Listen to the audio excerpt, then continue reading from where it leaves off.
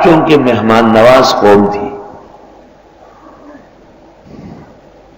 اس لیے ان کے ہاں کھانوں کی بڑی قسمیں تھیں، بہت قسم کے طعام۔ مثلا بچہ پیدا ہوا، لڑکا پیدا ہوا آپ کے گھر، بچی ہوئی، دوست آئے، مبارک مبارک، التہنیہ بالمولود سنت ہے، تو آپ نے ان کے لیے کھانا پکایا، اس کھانے کا نام ہے خرس۔ خرس یوم الولادہ جو کھانا پکتا ہے۔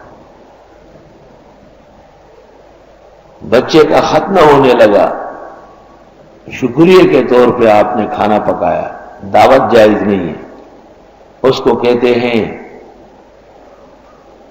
اعزار یا عزیرہ۔ بچے کا 7واں دن ہے، آپ نے اس کا کھانا پکایا، اس کو کہتے ہیں عقیقہ۔ بچہ جوان ہو گیا، آپ نے اس کی شادی کر لی اور کھانا پکایا، کہلاتا ہے ولیمہ۔ ایک دوست سفر سے واپس ہوا، آپ نے اس کو کہا کہ سفر میں آپ نے بڑی تکلیف گزاری، آج رات کو میرے ساتھ کھانا کھانا ہے۔ اس دعوت کا نام ہے نقیہ۔ اور ایک دوست بیماری سے اٹھا، کئی دن تک مہینے پرہیز کیا، آپ کو بہت احساس ہے کہ اس نے بریانی نہیں کھائی، گوشت نہیں کھایا، پلاؤ نہیں کھایا، بڑی پرہیز کی ہے، آج میرے ساتھ کھانا کھانا ہے۔ اس کھانے کا نام ہے تقیہ، کیونکہ اس کو بچ بچ کے کھانا ہوگا، پرہیز اب بھی جاری ہے۔ کسی کا نیا گھر بنا اور اس نے نئے گھر کی خوشی میں دعوت کی، حدیث سے ثابت ہے، من بنا باتا من بنا دارن وجعل فیہ مادبتا ودعا الیہ الناس۔ اس دعوت کو کہتے ہیں وکیرہ۔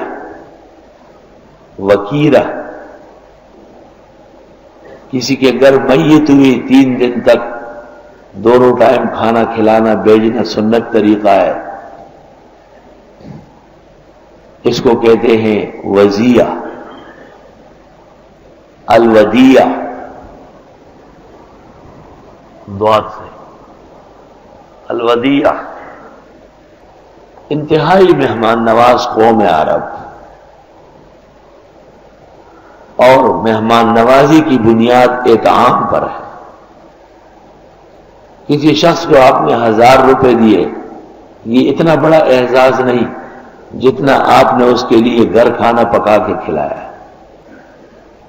اور تمام مذاہب کا اس پر اتفاق ہے کہ کھانا کھلانا بہترین عمل ہے۔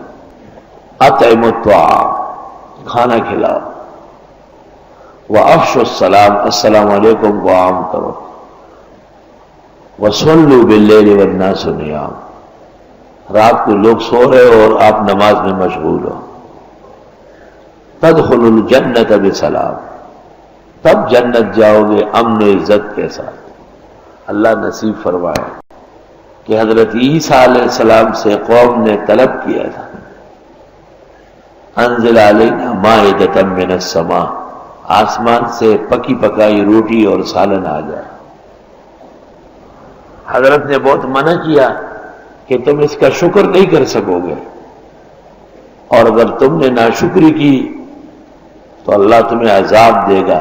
ما لم يعذبه احد من العالمین، وہی ہوا، ان سے ناشکری ہو گئی، اور پھر اس کی سزا میں اس وقت کے عیسائی خنازیر بنا دیا گیا تھا، ان کی شکلیں خنزیروں کی کر دی گئی تھی۔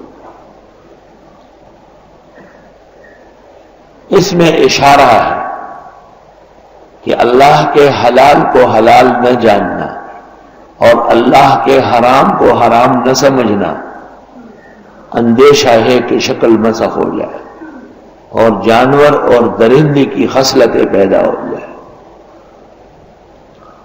اللہ تعالیٰ کا وعدہ ہے رسول اللہ صلی اللہ علیہ وسلم سے، اس امت میں تو مسخ نہیں ہوگا، لیکن روحانی طور پر ایسا ہو سکتا ہے۔ حفظنا اللہ و ایاکم من